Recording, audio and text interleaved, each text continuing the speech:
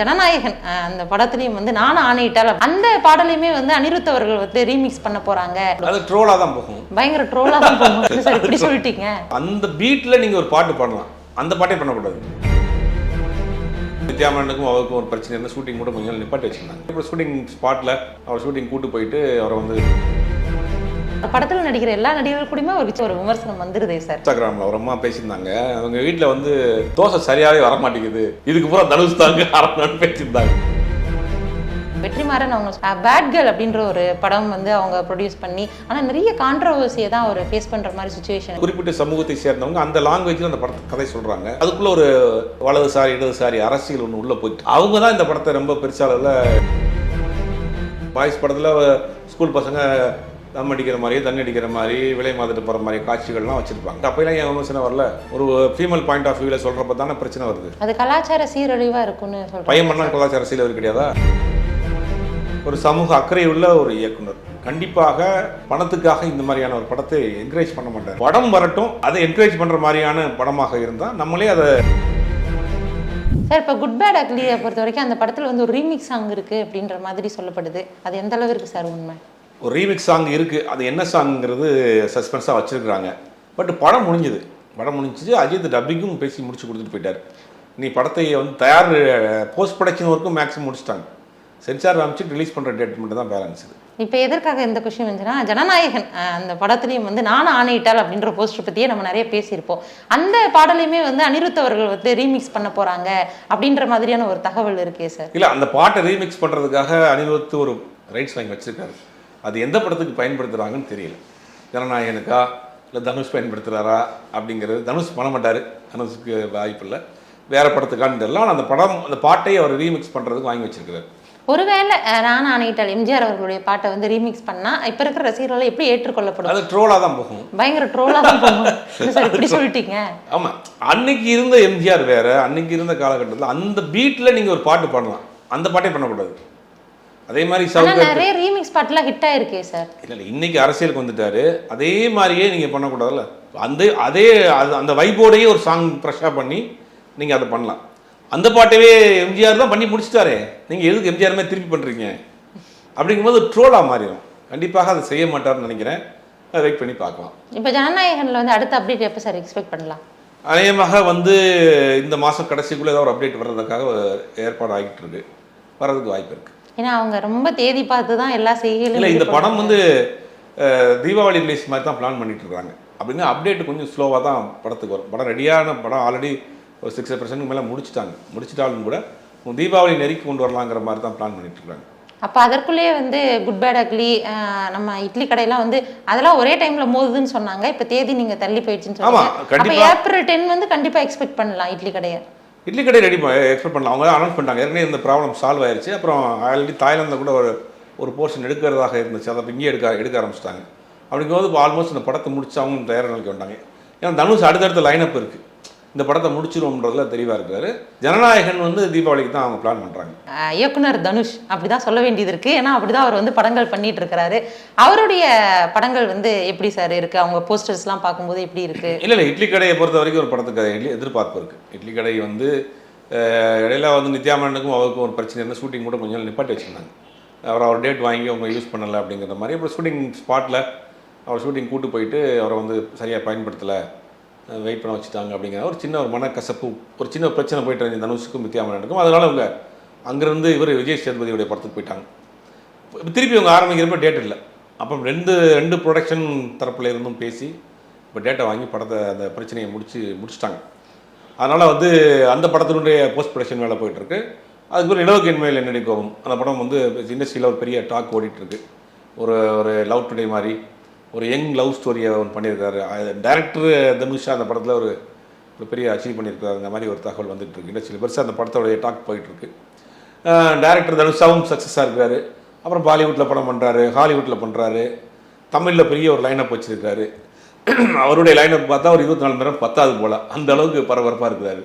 இப்போ நீங்கள் சொன்ன மாதிரி நடிகைகள் கூட பிரச்சனை, அவர் படத்தில் நடிக்கிற எல்லா நடிகர்கள் கூடயுமே ஒரு சின்ன ஒரு மிஸ் அண்டர்ஸ்டாண்டிங் வர மாதிரி ஒரு விமர்சனம் வந்துருதே சார். இப்போ கூட ஒரு நடிகை கூட பயங்கரமாக போட்டி போட்டுட்டு இருக்கிறாரு. அதனால கேட்குறேன், நீங்கள் சொன்னதுனால. இல்லை, அப்படி சொல்ல முடியாது. இதனால இந்த சமீப காலமாக என்ன நடந்தாலும் தனுஷ் தான் பேர். எங்க என்ன பிரச்சனை வந்தாலும் அவர் பேரை பார்க்க. நாங்களும் ஒரு வீடியோ பார்த்தோம் இன்ஸ்டாகிராமில், ஒரு அம்மா பேசியிருந்தாங்க. அவங்க வீட்டில் வந்து தோசை சரியாகவே வர மாட்டேங்குது, இதுக்கு பூரா தனுஷ் தாங்க ஆரம்பம்னு பேசியிருந்தாங்க. அந்த மாதிரி தான் ஆகி போச்சு. இப்போ அந்த அளவுக்கு மக்கள் மனசு உள்ள நுழைஞ்சிட்டாங்க. யாருக்கா டைவர்ஸா தனுஷ் தான் காரணமா அப்படிங்கிற மாதிரி ஆகி போச்சு. பாவம், அவருக்கு தான் நிற்க கூட நேரம் இல்லாமல் ஓடிட்டு இருக்கிறாப்புல.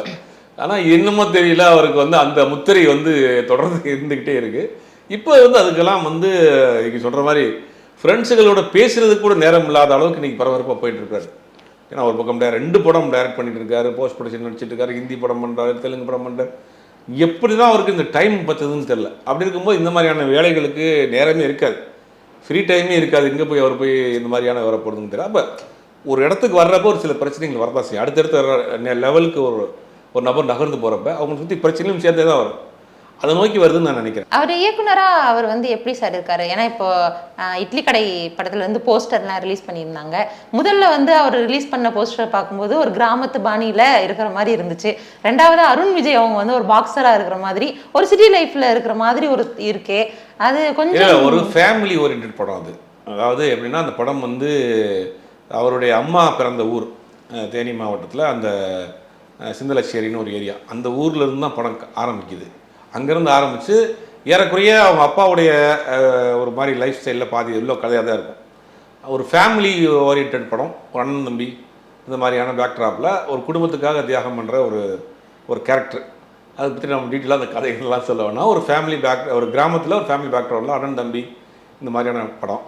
ஒரு சென்டிமெண்ட் ப்ளஸ் ஆக்ஷன் எல்லாம் சேர்ந்த ஒரு படம் தான். சரி, இப்போ வந்து அவர் நடிகராக இருந்ததை தாண்டி இப்போ இயக்குனராக வந்துட்டாரு. இயக்குனராக அவர் மேலே எந்த அளவிற்கு வந்து ரசிகர்களுக்கு எதிர்பார்ப்பு இருக்குன்னு பார்க்கலாம் சார்? நடிகர் தனுஷ் தான் எதிர்பார்ப்பு.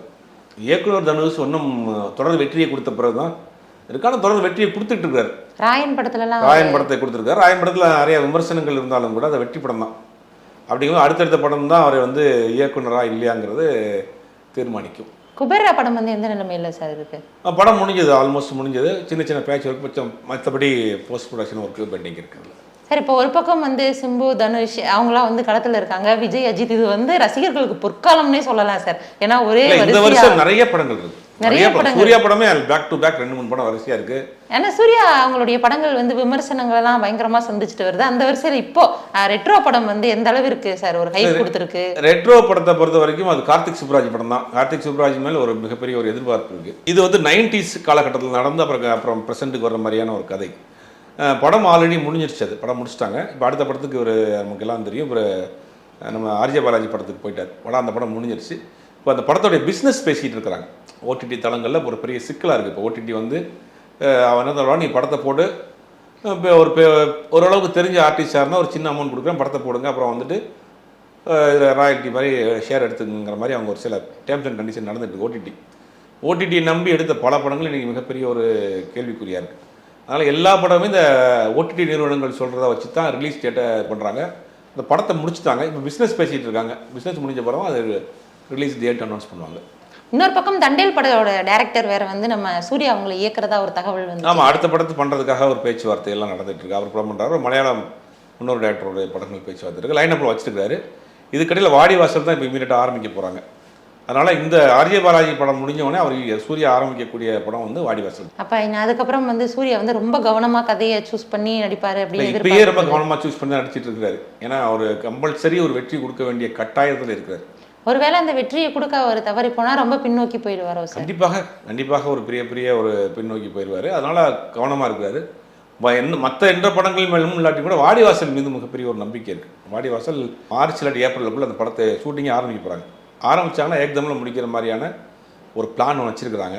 அது வெற்றிமாறன் படம் எப்படி ஏக்தமில் முடிக்கிறாங்கன்னு நம்ம வெயிட் பண்ணி தான் பார்க்கணும். அந்த வாடிவாசல் எக்ஸ்பெக்டேஷனுக்கான காரணம் வந்து கதையா இல்லை வெற்றிமாறன் அவருடைய இயக்கம்னு பார்க்கலாம்? கதை தான். கதை ப்ளஸ் வெற்றிமாறனுடைய மேக்கிங்கு. ஆல்ரெடி அவர் வந்து சேவலை வச்சு அதே மதுரை பேக்ட்ராப்பில் படம் பண்ணியிருக்காரு.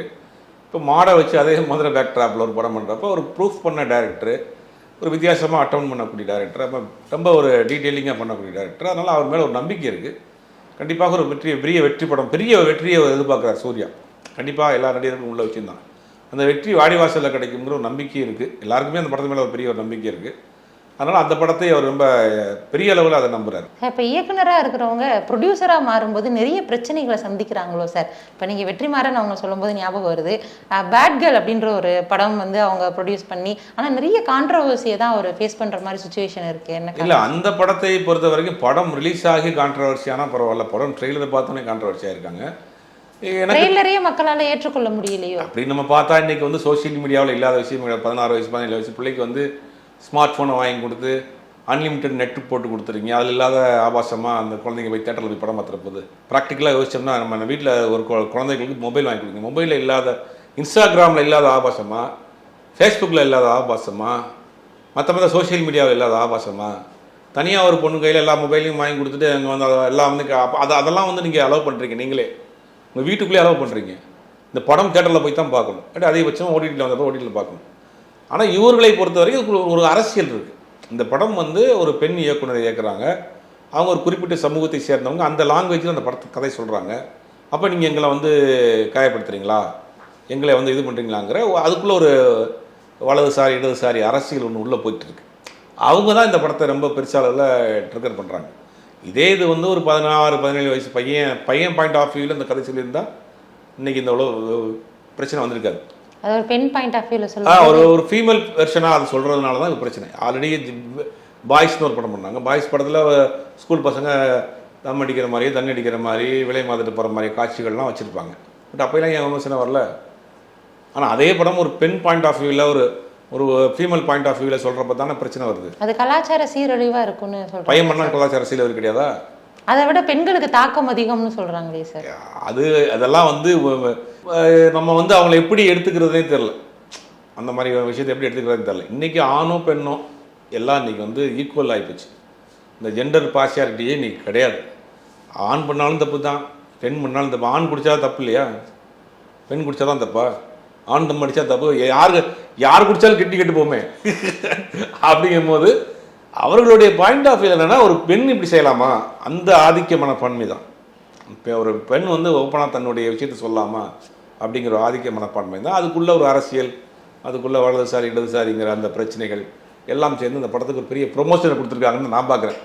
அந்த படத்தில் முற்றிலும் புதுமுக இயக்குனர் தயாரிச்சிருக்கார். வெற்றிமாறனும் அனுராக் காஷ்யப்பும் தயாரிச்சிருக்கிறாங்களே ஒழிய மற்றபடி அந்த படம் எல்லாமே புதுமுகங்கள். ஆனால் அவங்க எதுவும் பேசாமல் இருந்தாங்கன்னா அந்த படத்துக்கு பெருசாக ஹைப் ஆயிருக்காது. அதுலேயும் அந்த டைரக்டர் அந்த பெண் பேசினது தான் இன்னும் கான்ட்ரவர்சியாக பார்க்கப்பட்டுச்சு சார். இந்த மாதிரி வந்து எல்லாருமே பத்தினியாக தான் இருக்கணுமா அப்படின்ற மாதிரியெல்லாம் பேசியிருந்தாங்களே, அதெல்லாம் ஏற்புடையது தானே சார்? இல்லை, அவங்க பாயிண்ட் ஆஃப் வியூவில் அவங்களுக்கு நடந்த சில விஷயங்களை சொல்கிறாங்க. அதை ஏற்றுக்கொள்வதும் ஏற்றுக்கொள்ளாமல் போகிறதும் அவங்கவுங்க விஷயம், அவங்களுக்கு தனிப்பட்ட உரிமை. இது பேசுறதுக்கு என்ன உரிமை இருக்கோ அதை கேட்குறதுக்கும் கேட்காம போகிறதுக்கு உங்களுக்கு உரிமை இருக்கு இல்லையா? எப்படி அவங்க நீங்கள் இதுதான் நீங்கள் பேசணும்னு எப்படி நம்ம ஒருத்தவங்களை போய் சொல்ல முடியும்? ஒருவேளை இது வந்து வெற்றிமாறன் அவங்க வந்து ப்ரொடியூஸ் பண்ணுறதுனால தான் இவ்வளோ கான்ட்ரவர்சியை ஃபேஸ் பண்ணிச்சு நம்ம பார்க்கலாமா? இல்லை பொதுவாகவே இந்த கண்டென்ட்டு ஒரு குறிப்பிட்ட பாஷையை பேசுது, அதுதான் இப்போ பிரச்சனையே. அந்த கண்டென்ட் வேற ஒரு லாங்குவேஜில் பேசியிருந்துச்சுன்னா அவங்க வந்து பெருசாக அவ்வளோ வைரல் ஆயிருக்காது. அப்போ எங்களை காயப்படுத்துறீங்க, எங்களை கார்னர் பண்ணுறீங்கிறது தான் இப்போ பிரச்சனையே. அது நம்ம ட்ரெய்லரை வச்சு முடிவு பண்ணிட முடியாது. அதாவது ஒரு மது குடித்து ஒருத்தன் வந்து கெட்டு போகிறான் அப்படின்னா அந்த காட்சிகளை காமிச்சு தான் நம்ம சொல்ல முடியும். ஒரு டீனேஜ் பொண்ணு, ஸ்கூல் பொண்ணு சில தவறான முடிவுகள் எடுக்குது, அதனால் என்ன நடக்குதுங்கிறத நம்ம பார்த்தா தான் சொல்ல முடியும். அப்போ நம்ம வெறும் ட்ரெய்லர் மட்டும் வச்சுட்டு அது மாதிரி நம்ம வந்து மொத்தத்தை அவங்க தீர்மானிக்க முடியாது.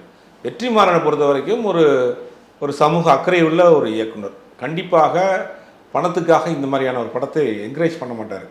படம் வரட்டும், அதை என்கரேஜ் பண்ணுற மாதிரியான படமாக இருந்தால் நம்மளே அதை விமர்சனம் பண்ணலாம், கண்டிக்கலாம், பேசலாம்.